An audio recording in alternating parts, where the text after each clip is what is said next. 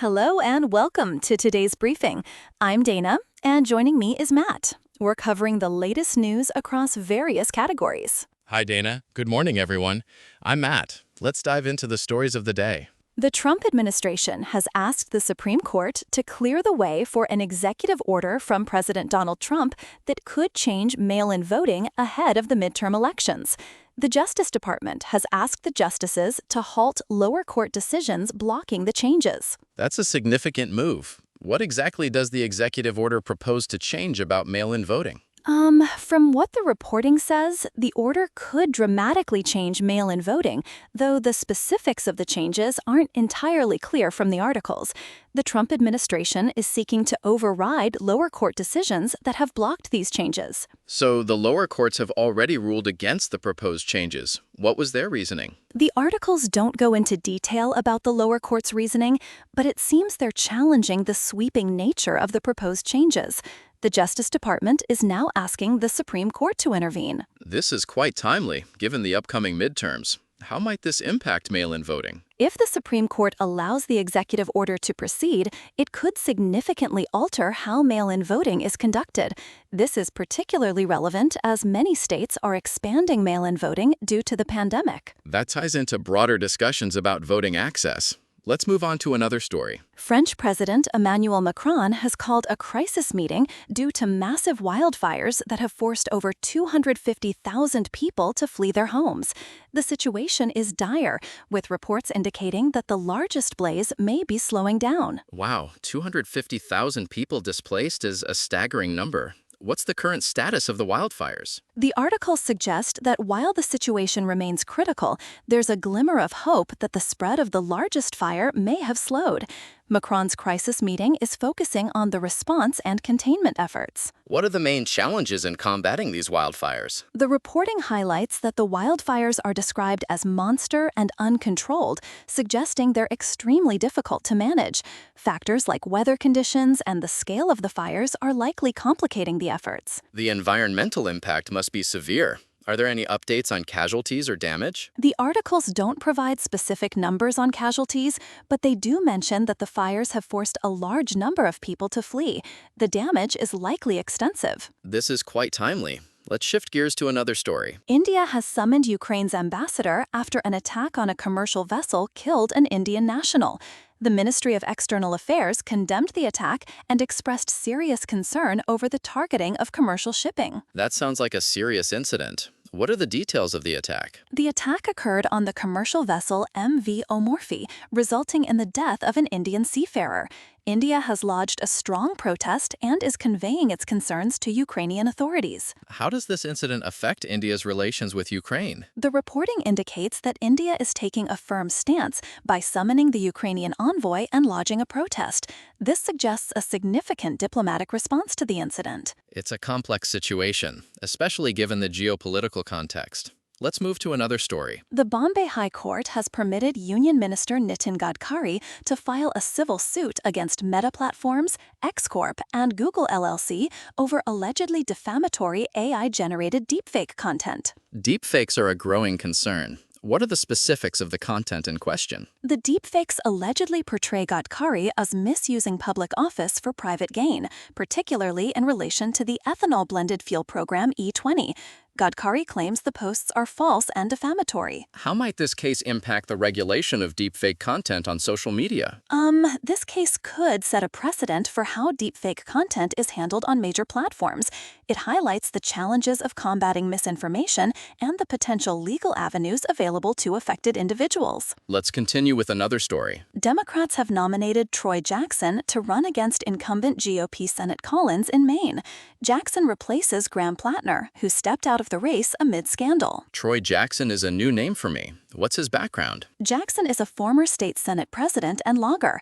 He's now embarking on a 101-day campaign sprint to Election Day. This is a significant development in a closely watched Senate race. How does Jackson's nomination change the dynamics? With Jackson stepping in, the Democratic Party is hoping to strengthen their chances against Collins. The reporting suggests Jackson is hitting the ground running. Let's move into the economy section. Bank of Baroda is investigating a potential 1 terabyte data leak after sensitive customer information appeared online. The leaked data includes customer details and internal banking records. A data leak of that magnitude is alarming. What steps is the bank taking? The bank is conducting a forensic investigation into the leak. They've stated that their core banking systems were not accessed. That's a relief. What's the potential impact on customers? If the leak is confirmed, it could have significant implications for customer privacy and security. The bank will likely need to notify affected customers and take measures to protect them. Let's discuss another economic story. NVIDIA is reportedly in talks with OpenAI to provide around $250 billion in financing guarantees for a massive data center project. This deal could be a significant step in OpenAI controlling its own infrastructure. $250 billion is an enormous amount. What are the implications of such a deal? If finalized, this could be one of the largest financing deals in the tech sector. It underscores the growing demand for data center infrastructure to support AI and other emerging technologies. How does this relate to NVIDIA's business? NVIDIA is a leading provider of hardware for data centers, particularly GPUs.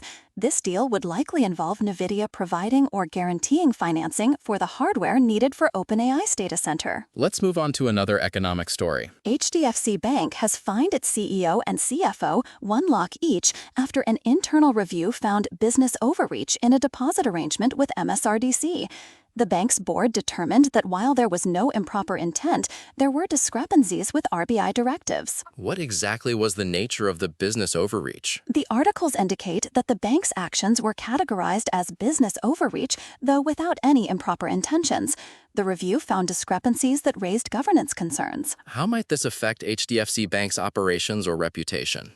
The bank has taken disciplinary action against senior executives, which suggests they're taking the matter seriously.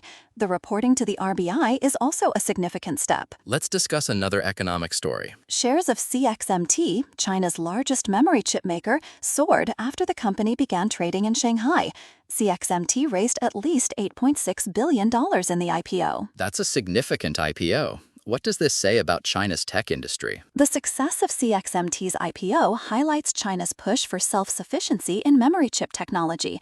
It's a major development in the global semiconductor market. Let's shift to sports. The Denver Nuggets have matched the Oklahoma City Thunder's fully guaranteed 2-year, $12 million offer sheet for Spencer Jones. What are the implications of the Nuggets matching the offer sheet? By matching the offer, the Nuggets are retaining Jones, a restricted free agent. This move indicates the Nuggets' commitment to retaining their talent. Exactly. The deal was fully guaranteed, which shows the Thunder's confidence in Jones. The Nuggets are countering that by keeping him. Let's move to another sports story. The 100 Bite Size is airing highlights of various matches, including Southern Brave Men v MI London Men and Southern Brave Women v MI London Women. The 100 is a popular tournament. What can viewers expect from the 100 Bite Size? Viewers can expect brief highlights of the matches. The 100 Bite Size is scheduled to air on Sky Sports Cricket HD at different times throughout the day. Let's discuss another sports story. Chelsea is in talks to sign Brighton striker Danny Welbeck. The 35-year-old is keen on joining new manager Xabi Alonso at Stamford Bridge. That's an interesting transfer rumor. What are the factors at play here? Chelsea's interest in Welbeck is reportedly driven by Xabi Alonso's approval. Welbeck's age and experience might make him an attractive short-term signing. Let's move into entertainment. Singer Carly Simon has revealed her diagnosis with Parkinson's disease and recent treatment for skin cancer. She's been relatively quiet in public in recent years. That's a significant health update. How is Simon's diagnosis likely to affect her career? Simon's diagnosis might explain her reduced public presence. The reporting suggests she's been dealing with health issues for some time. Let's discuss another entertainment story. Peppa Pig is airing on Nick Jr. with various episodes, including House Rules and Penny Polar Bear's Party. Peppa Pig remains popular. What can parents and kids expect from the episodes airing? The episodes cover typical Peppa Pig themes, such as visiting friends and having parties. The show is scheduled to air at multiple times on Nick Jr. Let's discuss another entertainment story. Today's show host Savannah Guthrie has made an emotional plea to her mother's kidnappers, saying her family is living an unending nightmare nearly 6 months after her mother's disappearance. That's a heart-wrenching story. What's the latest on Nancy Guthrie's disappearance? The reporting indicates that Nancy Guthrie has been missing since February. Savannah Guthrie is appealing to the kidnappers to reveal her mother's whereabouts. Let's discuss another entertainment story. The film The Odyssey earned $87 million in its second weekend, making it Christopher Nolan's best second weekend ever. That's impressive box office performance. What factors are contributing to its success? The film has maintained a strong hold on audiences, with only a 30% drop from its first weekend. The global total has hit $639.6 million, fueled by IMAX and 70mm showings. Let's move on to another story. A shooting at a Seattle food festival left 2 people dead and 5 others wounded. The police took the suspect into custody. That's a tragic incident. What are the details of the shooting? The shooting occurred during a food festival near the Space Needle. The police are investigating the circumstances. Let's discuss another story. The Seattle shooting incident has been updated. 3 people were killed and 4 injured, including a toddler, after gunfire erupted at the Bite of Seattle Food Festival. The situation seems to have escalated. What's the latest on the suspects? 1 suspect is in custody, while police are searching for a second suspect believed to be involved in the shooting. Let's move on to another story. A TikTok star from Victoria, BC, who shared her experiences with young-onset Alzheimer's disease, has died. That's a sad story. What were the circumstances